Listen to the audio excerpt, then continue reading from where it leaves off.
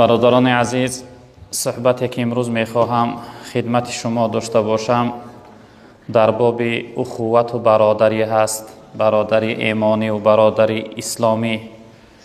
الحمدلله که ما و شما همه مسلمان ها برادری همدیگر هستیم، اما امروز در جامعه اسلامی یک دردی بد پیدا شده است، خصوصا در مردم خودمان که جدا میکنن، ملتچگی میکنن، یعنی قبیله‌چگی میکنن، سبب تفریقه و پریشانی بین جامعه میاندازن. به این خاطر امروز قصد کردم که یک چیز در باب یعنی برادری صحبت داشته باشم. خداوند تمام مسلمان ها را، تمام مؤمن ها را در قرآن برادر خوانده است. میفرمایند که استعیذ بالله انما المؤمنون اخوة فاصلحوا بین اخویکم.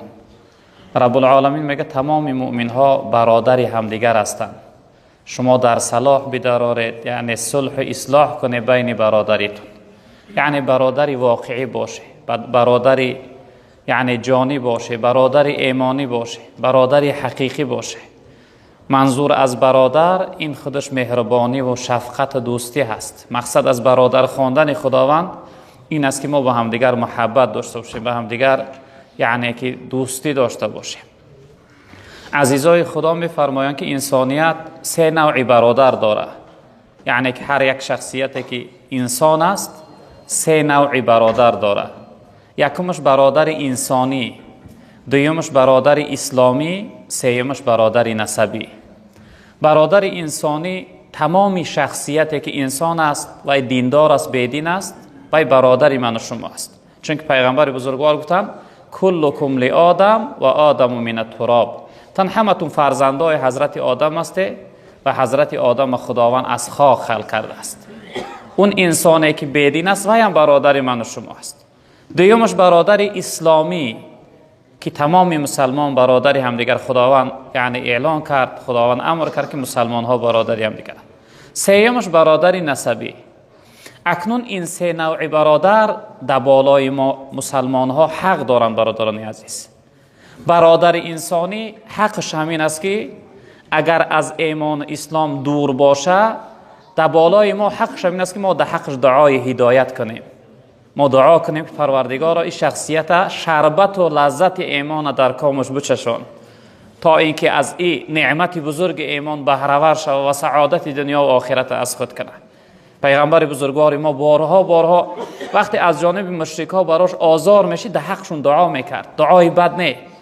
در طائف رفت، زدن سر بدنش پر از خون کردن، به حالت رسید که غضب خدا آمد. حضرت جبرائیل فرستاد، گفت برای حبیب سلام بگو اگر بخواه همین طائف زیر زبر میکنم، زمین چپا میکنم، همش هلاک و نابود میکنم. جناب پیغمبر چی جواب گفتن؟ دستا را برداشتن گفتن اللهم اهدی قومی فانهم لا یعلمون. پروردگار قوم من هدایت که اینها نمیدونن، از روی نادانی کار در حق من کردن. یا اینکه حضرت عمر رضی الله تعالی عنه روزهای گذشته گفتیم قصد کشتن جناب پیغمبر شمشیر کشیدن برای یعنی سر پیغمبر از تنش جدا کردن آمدن، اما جناب پیغمبر در حقش دعا کرده بودن که اللهم اعز الاسلام باحد العمرین. پروردگار عمر اسلام با یکی از این عمرها عزت بده. اما دل عمر دگرگون کش، سبب هدایت ایمان شد. ما هم که باشیم برادران عزیز، این برادرهای انسانی حقش در بالای همینا که در حقشون دعا کنیم که پروردگار اینها را هدایت کنه، اینها را شربت ایمان، لذت ایمان در کام اینها هم بچشون. دویمش برادر اسلامی. برادر اسلامی را حقوقش زیادتر است. برادران عزیز، حق برادر اسلامی چی است در بالای ما؟ حقش همین است که ما باید در غم و شادی شریک باشیم، روزی توی خرسندیش براش تبریک بگیم، در برابر شاد و خرسند باشیم. اما روزی که مصیبت و غم به بالاش آمد، غمش تقسیم کنیم، همدردی بیان کنیم تا اینکه غم میان او را نشکنه، باری غم برداشت کرده بتانه در کنارش، در قناتش باید روزی مصیبتش شریک همراه باشیم. این حق ایمانداری است. و برادر نسبی حقوقش زیادتر است که وقتی انسان وفات کرد یعنی اون میراث میبره، او قریبتر وارثش است، نزدیکترش است. حق این زیادتر است. و همین خاطر ما و شما باید برادری واقعی و حقیقی باشیم. جدا کردن در شریعت اسلام حرام است، منع هست. خداوند تمام مسلمان ها را امر کرده است که واعتصموا بحبل الله جمیعا ولا تفرقوا. میگه همه شما ای مسلمان ها در دین خدا چنگ بزنید، در رسمان خدا، یعنی در دین خدا، در قرآن خدا چنگ بزنه و یک جایه باشه، تفریقه و پریشان. شیطان شما را جدا نکنه، دشمنهای خدا، دشمنهای اسلام شما را جدا نکنن. چی نوعی که امروز ما را جدا کردن، چی از روی عقیده باشه، چی از روی مذهب و دیگر یک گروه مسلفیش ده، یک گروه یعنی حنفی، یک گروه صوفی، یک گروه دیگر، این همش نقشه چی هست؟ البته اهل سنت و الجماعت درست است، اما خوارج که وقتی از اهل سنت بیرون میشه همش نقشه غیری ها هست. به این خاطر ما را خداوند امر کرده که به هم دیگر همه برادر باشه، یک جایه باشه، همه مسلمان، همه یک کلمه را میگه که لا اله الا الله محمد رسول الله، همه با یک خدا ایمان داریم، همه قبله من یک است، قرآن من یک است، پیغمبر من یک است، دین من یک است، همه باید یک جایه باشیم، باید جدا کنی نداشته باشیم. این حق ایمانداری ما است برادران عزیز بزرگان. اینه که امروز میگیم یعنی شما از دوشنبه هسته، شما از خلقان هسته، شما از کولاب هسته، شما از خراتگین هسته، شما از دیگر، این چیز باید در بین ما نباشه. ولی یکی از دوستای خدا یک مصرع عجیب داره، حضرت گفتن که یکی گوید زی ختلانم تو را چی، دیگر من از بدخشانم تو را چی. نباشد یک مسلمان بگوی، نباشد یک جوانمرد بگوید مسلمانم تو را چی. میگه یک انسان میگه که من از ختلانم، دیگرش میگه از بدخشانم. یکی گوید زی ختلانم تو را چی، من از قرغان تپه، شما از کجایی؟ دیگر گوید دیگر من از بدخشانم تو را چی. بعد حضرت آخر نصیحت میکنه جمعیت که جدا نکن، نباشد یک جوانمرد بگوید مسلمانم تو را چی. من مسلمان، تو، ما همه فرزند اسلامیم. حضرت سلمان فارس رضی الله تعالی عنه را وقتی در دور زمان جناب پیغمبر اهل اصحاب پرسیدن، گفتن پدر و مادر شما کی هست؟ بین یکی از صحابه ها یعنی بینشون جنجال خفگی شده بود، اون صحابه میخواست که سلمان تحقیر کنه، یعنی سرزنش کنه که پدر و مادر تو آتش پرستند، بی دین هستند، بی خدا هستند. بعد از اون گفت سلمان، گفت پدر و مادر تو کی هست؟ میدونه عزیز سلمان چی جواب گفت؟ گفت پدر و مادر من اسلام است، من فرزند اسلام هستم. گفت من از وقت خود ما شناختم اسلام شناختم، هر چیزی پیدا کردم از روز عزت و حرمت و شرافت و فضیلت ما هم از اسلام یافته هستم، ما هم فرزند اسلام هستیم. این احساسات باید در ما باشه برادران عزیز. پیغمبر بزرگوار صلی الله علیه وسلم در حدیثی که حضرت ابو هریره رضی الله تعالی عنه روایت کردن، حضرت گفتن که حق المسلم علی المسلم خمسون. گفتن مسلمان بالای مسلمان 5 حق داره، اینها حق واجبه هستن برادر، اینها واجب هستن به جا آوردن شو. یکمش رد سلام، رد السلامی. یکم حقی که مسلمان در بالای ما داره رد سلام است، جواب سلام گرداندند. وقتی گو السلام علیکم فقط سرت نجنبانی خیل. بعضی انسان عادت داره وقتی سلامش میته خیل میکنه، تمام جواب نمیگردونه. سلام، کلمه سلام گفتنش سنت است، اما جواب سلام واجب است. وقتی جواب سلام نگردونی عاصی میشوی، گناهگار میشوی برادر عزیز.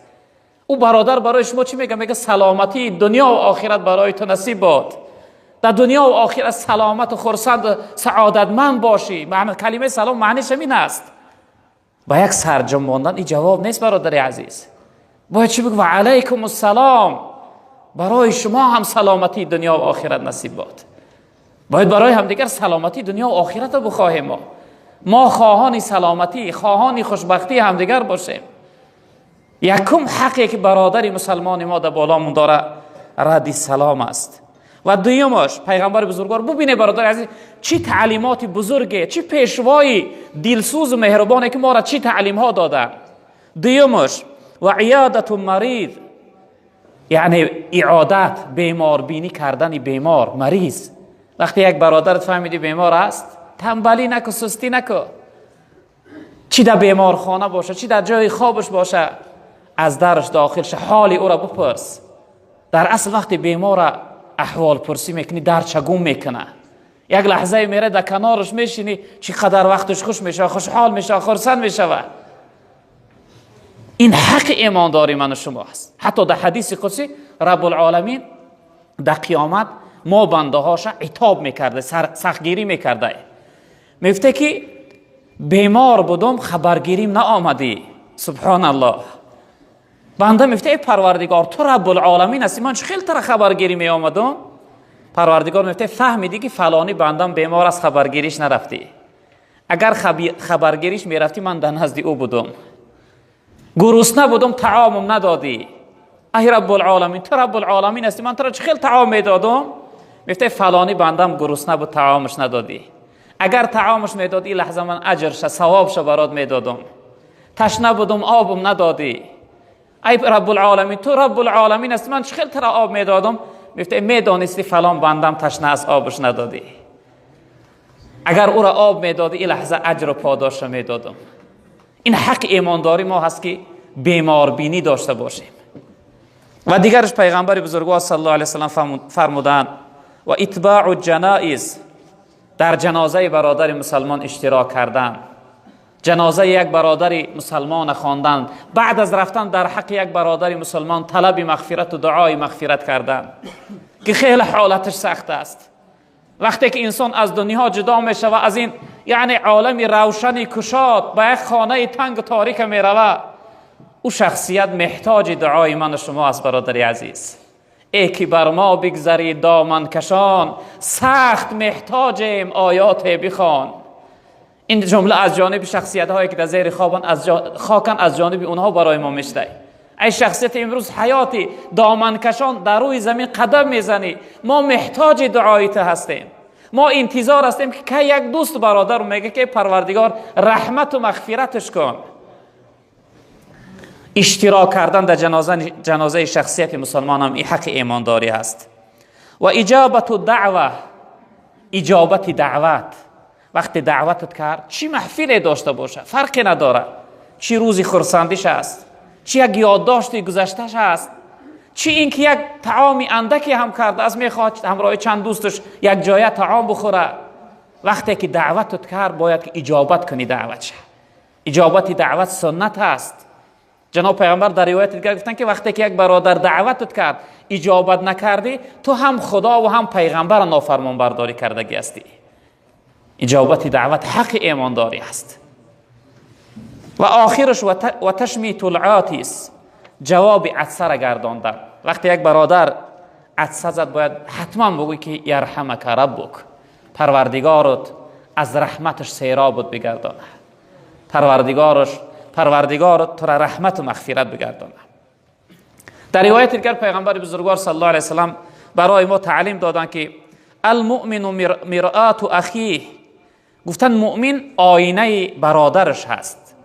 آینه چیست گفته میشه برادر عزیز؟ ما و شما وقتی از خانه بیرون میشویم یا اینکه اگه جای که اونجا جای یعنی خیلی خوب است، جای اعتبار و محترم است، ما خودمون در آینه نگاه میکنیم سر و بدن پاکیزه باشه، لباس همون خوب باشه.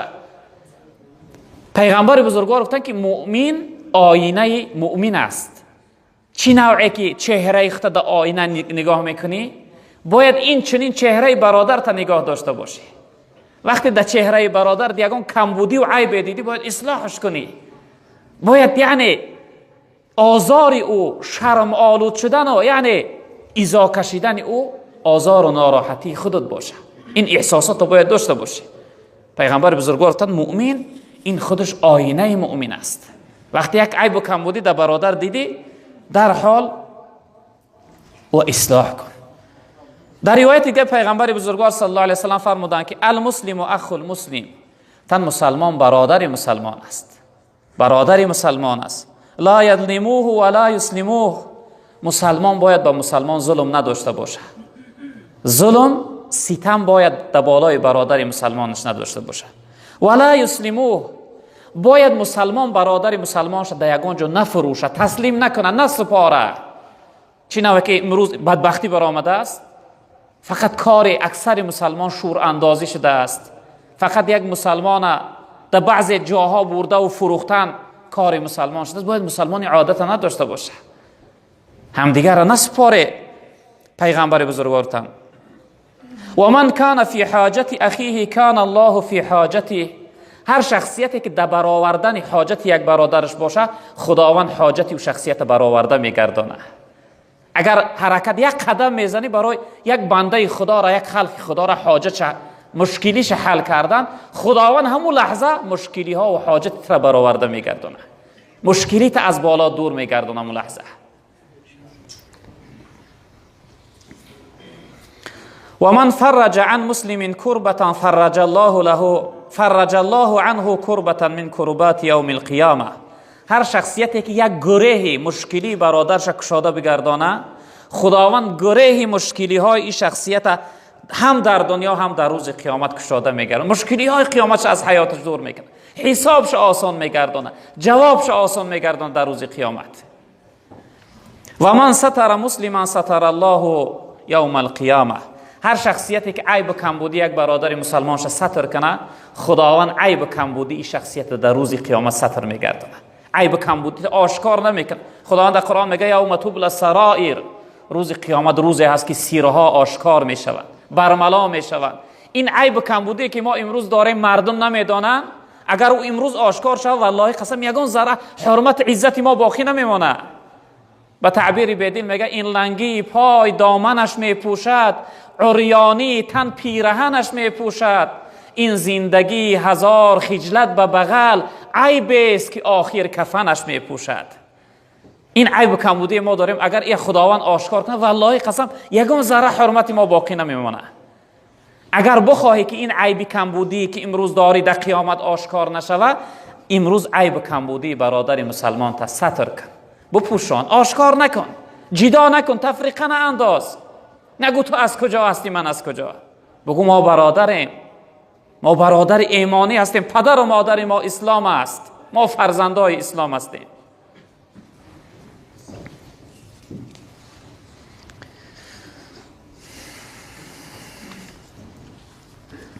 در روایت دیگر پیغمبر بزرگوار صلی الله علیه و سلم فرمودند که انصر اخاک ظالما او مظلوما، تن برادرت نصرت بده، یاردم کن اگر چی ظالم باشه یا اینکه مظلوم. سبحان الله. تن برادرت دستگیری که یاردم کن اگر چی ظالم باشه یا مظلوم. شخصیتی اوجا حاضر بودن. فقال رجل یا رسول الله انصره اذا کان مظلوما. گفتن یا رسول الله آیا شخصیت مظلوم اکین معین است که او احتیاج داره که از حالت مظلومی، از حالت ظلم دستگیری کنی، خلاصش کنی، اما انسان ظالم ما چی نوع دستگیری کنیم؟ جناب پیغمبر صلی الله علیه و سلم که اون انسان ظالم دستگیری که تا اینکه از ظلمکاری یعنی باز است، از ظلمکاری را ترک کنه، از ظلمکاریش بس کنه، در راه ظلم و ستم نروه و یاردم کو که از راه ظلمش یعنی باز است، ظالمی نکنه. در روایت دیگر پیغمبر بزرگوار صلی الله علیه و سلم گفتند مثل المؤمنین فی توادهم و تراحمهم و تعاطفهم مثل الجسد اذا اشتكى منه عضو تدعى له سائر الجسد بالسهر والحمى. گفتند مثال مسلمان مؤمن ها در یعنی مهربانی، در قرابت، در نزدیک بودن و در دستگیری باید مثل یک جسم یک تن باشند.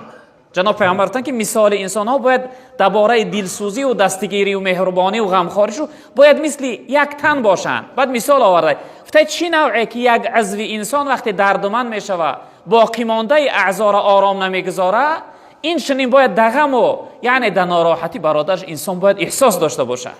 چی رنگ انسان شب سر در میکنه اما خواب نداره، یک نوک انگشت در میکنه خواب نداره، پاچه ها در میکنه خواب نداره. و چی خاطر؟ در دردی همدیگر بدن شریک است. چی نوعی که اعضای بدن در میکنه شریک است، باید این چنین احساسات در برادر. دوستای خدا هم شیخ سعدی میگه بنی آدم ز اعضای یکدیگرند که از آفرینش ز یک پیکرند، چو عضو به درد آورد روزگار دیگر عضوها را نماند قرار، تو که از محنتی دیگران بیغمی نشاید که نهان نامت آدمی.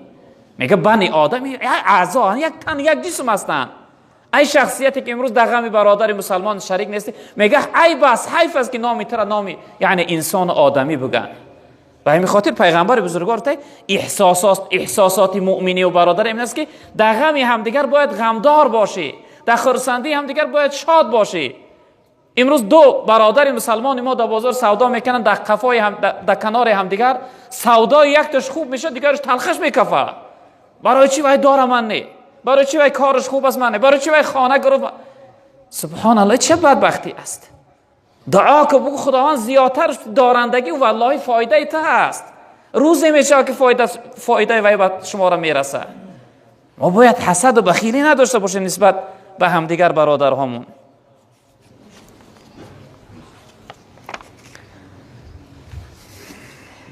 اکنون جناب پیغمبر صلی الله علیه و سلم یک حدیث دیگر در آخر کوتاه میخونیم، وقتم نزدیک آمده است. در دور رسول اکرم صلی الله علیه و سلم حضرت ابوذر غفاری همراهی حضرت بلال رفیق بودند، دوست بودند. چی نوعی که امروز در جامعه ما بعضی برادرها هستن با همدیگر دوستی میکنن. حضرت ابوذر همراهی حضرت بلال دوست بودند، یعنی جوره بودند، رفیق بودند. دائم میگه همراهی همدیگر سیاحت میکردن، سیر و گشت میکردن. روز به همدیگر هزل و بازی کردن. ناگاه میگه حضرت ابوذر خطا کرد. بعضی حالات میشه که انسان خطا میکنه، بعضی در حال پشیمان میشه اما دیر شده است. حضرت ابوذر خطا کرد، میگه یک جمله دغل از زبانش بیرون آمد. اون چی بود؟ حضرت بلال گفت که یبن سودا، گفت ای بچه سیاه. این مردم این سخن در مردم ما هم عادت میگن فلانی سیاه، نامش کرامی سیاه، نمیکی سیاه، نامش میگن فلانی سیاه. حضرت ابوذر میگه خطا کرد، یکی سهوا از زبانش برآمد، گفت که یبن سودا، گفت ای بچه سیاه. حضرت بلال میگه در این سخن ابوذر خندش گرفت، تعجبش زد. یکم بار است که از دوستش سخنی ناراحت کننده و دغل و تحقیرآمیز میشنوه. میگه در حال میگه بلبی پرخنده حضرت بلال بسوش گفت ای برادر، گفت چیم گفتی؟ اکو یک بار دیگه گفت چیم گفتی؟ میخندید. میگه بسوش قهرش نکرد، غضب نآمد. همین قدری که اون تعجبش زد که این چه خیل ابوذر برای خودش اجازه داده من سیاه گفت، یعنی تحقیرم کرد. حضرت بلال زارش کرد. میگه حضرت ابوذر رضی الله تعالی عنه از سر بدنش میگه عرق حیا سر کرد، سرخم شد، چهرش سب سرخ شد. میگه از حیا را دوباره این جملهش تکرار کردن نتوانست. جمله چی بگو؟ ای بچه سیاه. این سخن در جناب پیغمبر صلی الله علیه و سلم رسید. جناب پیغمبر در حال فرمید، منبرش آوردن، خطبه تشکیل کرد، تمام مردم جمع کرد. به چی خاطر؟ به خاطری نصیحت کردن سرزنش حضرت ابوذر، که به چی خاطر به یک برادر مسلمانت تحقیر کردی، به احترامی کردی، برای چی تو بلال سیاه گفتی؟ در نظر ما امروز خگپی نیست، این فلانی سیاه میگن. اما جناب پیغمبر ببین که به خاطر که این به احترامی، این ناقدردانی دیگه تکرار نشوه، در حال جناب پیغمبر میگه خطبه ایجاد کرد، مردم جمع کرد. حضرت ابوذر گفت یا ابوذر، گفت ای ابوذر، گفت در حق یک برادر مسلمانت از خدا بترس، گفت آبروی یک برادر تا در جامعه نریزان. گفت حضرت ابوذر نصیحت کرد، بین مردم کاهش کرد. حضرت ابوذر میگه سرش خم بود، میگریست، حرف به حرف نصیحت جناب پیغمبر گوش میکرد. جناب پیغمبر خطبهش ادا کرد. حضرت ابوذر میگه نزد حضرت بلال آمد. گفت ای برادر، گفت ای بلال، ترا به خدا قسم، گفت ترا به همون خدای قسم که می پرستش میکنی، گفت من در نزد پای تو در زمین خود ما با پشت می اندازم، با پشت میزنم، به همون کفهای پایی که در بالای خاکها قدم میزنی، به همون کفهای پا سخت در روی من بزن. گفت در همین چهره من سخت یعنی به لهجه خودمون سخت شته بزن، تا اینکه برای من و برای دیگر درس شود که نسبت به یک برادرش به احترامی نداشته باشن. میگه با همه کفای پات سخت در چهره و در روی من شته بزن. حضرت ابوذر حضرت بلال گفته ایستاده. میگه حضرت ابوذر خودش در زمین انداخت. حضرت بلال خم شد، میگه در آغوشش گرفت، از پیشانی حضرت ابوذر بوسه کرد. گفت قسم به عظمت و جلال خدا، گفت او پیشانیه که یک بار خدا را سجده کرده است، هرگز گفت من در او شته و پا نمیزنم. میگه همدیگر در آغوش میگرفتن، زار دو کسا گریه میکردن. از گریه دو شخصیت تمام اون جمعیت مجلس گریان شد. میگه این بود مناسبت، این بود معامله که بین اهل اصحاب بزرگوار بود. احساسات حتی خداوند اون محبت و مناسبت اونها رو در قرآن گویا هست که استعذ بالله محمد رسول الله والذین معه اشداء علی الکفار رحماء بینهم. این محمد رسول خدا هست، شخصیت هایی که همراهش هستند اینها چقدر بدبین و سختگیر هستند با کفار، اما بین خود چقدر رحیم و مهربان، چقدر دوست هستند، چقدر احساساتی خوبی دارن به هم دیگر. گفتیم که روزهای دیگر اهل مکه وقتی به مدینه را رفتن، اهل مدینه شخصیت دو زن داشت، یک زنش جواب داد و اون برادری بیزن مکگیش نکاح کرد داد. دو خانه داشت، یک خانهش برادری مکگی مسافر و مهاجر شد داد. حتی روایت میکنه که از اصحاب میگه در یک غزوه ها من اشتراک داشتم، در کنارم میگه برادرم بود، برادرم یعنی جراحی شد، یردار شد، میگه در زمین افتاد، در حالت جان دادن بود، کمی آب داشتم، میگه سری برادرم برداشتم در بالای دستم، آب در لبهاش گذاشتم تا ای که آب بخوره. در کنار میگه شخصیت با از مجاهدا، اون هم جراحی شده بود، نالش میکرد، آه میگفت، میگه این برادرم آب نخور. گفت برادر، گفت من برادر دارم، تو برادرم هستی، سری من در بالای دستت برداشته، اما این برادرم شخصیت نداره که سرش برداره، سری من در زمین بگذار، سری او را بردار در بالای دستت، او را آب بده، شاید اون نسبت به من تشنه‌تر باشه. میگه برادرم آهسته گذاشتم، یا برداشتم در بالای دستم که در کنارش دیگر شخصیت نالش میگه، میگه ایشم آب نخور. گفت وای برادرم آب بده، شاید او از من تشنه‌تر باشه. میگه نزدی وای رفتم، سرش برداشتم در بالای دستم، آب در لبهاش گذاشتم که جانش از بدنش بیرون شد. نزد این شخصیت آمدم که اینها هم بر وقت جان به جانان سپاریدند، حتی در حالت جان دادن برای همدیگر چقدر رحیم و مهربان بودند. ما و شما هم باشیم برادران عزیز بزرگوار، ما باید از این بزرگوارها درس بگیریم، از اینها عبرت بگیریم. به تعبیر مولانا شاخه از شاخزار مصطفی، گل شو از باغ و بهار مصطفی، از بهارش رنگ بو باید گرفت، بهره از خلق او باید گرفت. ما و شما برادر یک نوده و یک شاخه از شاخزار محمد مصطفی صلی الله علیه وسلم باید باشیم. متاسفانه امروز ما برعکس شدگی هستیم. نمیدانم امروز مردم ما از غربی ها رنگ بو گرفته شدن. یک کسی میبینی یک لباس تعجب آور در بدن، میگوی چی خطه مثلی همون یعنی سیرک بازا کرده، میگه ماده های. سبحان الله، ماده تو در جناب پیغمبر است.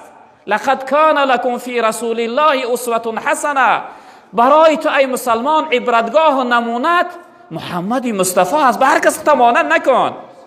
والله قسم شخصیتی که امروز به طرف ماده میبراره، او به صنف پست انسانی رسیده و این مردیش گم کردگی است و این مردیش از دست دادگی است. والله قسم. به این خاطر ما و شما برادران عزیز بزرگوار باید با هم دیگر محبت و دوستی و یعنی حق ایمانداری و برادری به جا بیاریم. پروردگار بزرگوار جمعیت ما را بخت سعادت